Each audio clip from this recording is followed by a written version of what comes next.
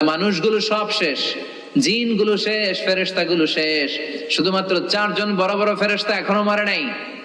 আল্লাহ বলবে, যা জিব্রাইল, মিকাইল, ইসরাফিল, যে ইসরাফিলের ফুৎকারে কিয়ামত হয়েছে, ওই ইসরাফিলকেও শেষ করে ফেল।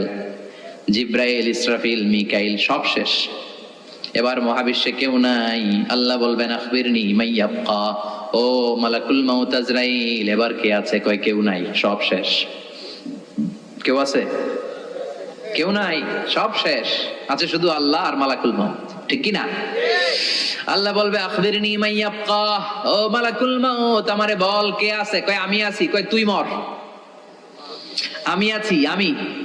আল্লাহ বলবে, তাহলে এবার তুই মর। তুই মর শোনার সাথে সাথে মালাকুল মাউতের কাঁপুনি ছুটে যাবে, খিচুনি ছুটে যাবে, ভয়ে ভয়ে খিচুনি ছুটে যাবে। কারণ মৃত্যুটা তো সে দেখেছে।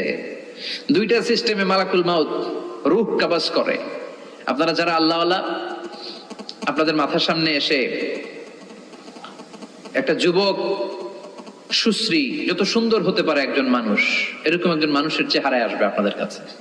এসে সুগন্ধি পারফিউম মাখা সাদা ধবধবে কাপড় পরে এসে আপনার শিওরে বসবে।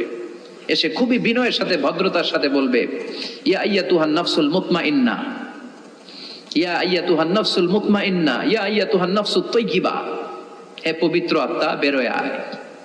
বলার সাথে সাথে আপনার রূহটা স্মুথলি বের হয়ে যাবে।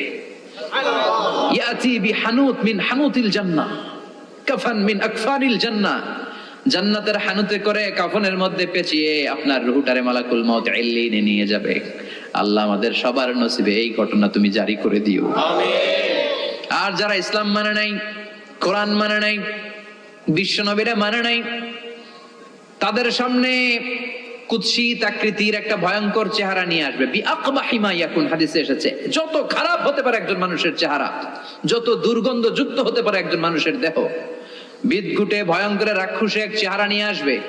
মুমিনের সামনে এসে যেমনি ভদ্রভাবে বসে যায়, সে এরকম আসবে না। সে ত্রাস সৃষ্টি করবে। ডাকাত যখন আপনার অ্যাটাক করে, এমন ত্রাস সৃষ্টি করবে, কোপ মেরে আঘাত করে আপনি ভয়ে সব দিয়ে দিবেন। ওনারা দেখলে আপনার পিলে চমকে যাবে। ভয়ঙ্কর দুর্গন্ধযুক্ত কালো একটা ড্রেস পরে আপনার সামনে এসে এমন ত্রাস সৃষ্টি করে বসবে, ওইটা দেখলে অবস্থা খারাপ। চিৎকার দিয়ে ধমকাবে আর বলবে, ইয়া আইয়াতুহান নাফসুল খাবিসা, হে পাপাত্তা, বের হয়ে আয় ইলা গাদাবিল্লাহ, আল্লাহর ক্ষোভ, আল্লাহর রাগের দিকে তুই বের হয়ে আয়। মুমিনের আত্মাটা যেমনি স্মুথলি বের হয়ে এসেছে, কাফেরের আত্মাটা বলার সাথে সাথে বেরোতে চাইবে না। আত্মাটা একবার ডানে দৌড়, একবার বায়ে দৌড়, একবার সামনে দৌড়, আর একবার পিছনে দৌড়।